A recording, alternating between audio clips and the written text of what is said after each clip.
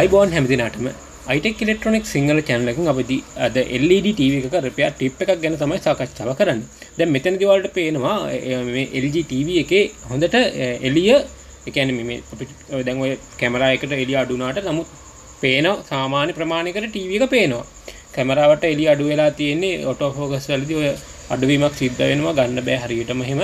ඒක නිසා දැන් ඔයාලට පිටිපස්සෙන් මම පෙන්නන්නම් ඔය තියෙන හොඳට brightness තියෙනවා මේ හොඳට කියන්නේ ඇහැට පේන ප්‍රමාණයකට brightness තියෙනවා backlight වල.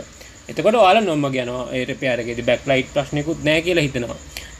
power board එකේ ප්‍රශ්නයක් නැහැ කියලා හිතනවා. display එකේ එළිය අඩුයි කියලාත් හිතනවා. දැන් මෙතනදී repair එක කොටු කරගන්න එක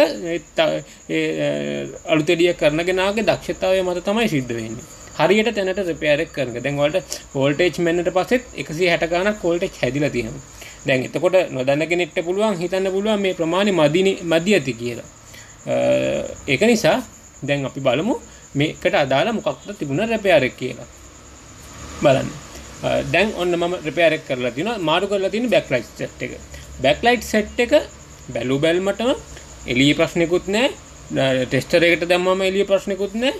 නමුත් එළිය අඩුයි. එළිය කියන්නේ මේ tester එකට දැම්මමත් එළිය තියෙනවා. නමුත් TV එක දැම්මම එළිය නැහැ.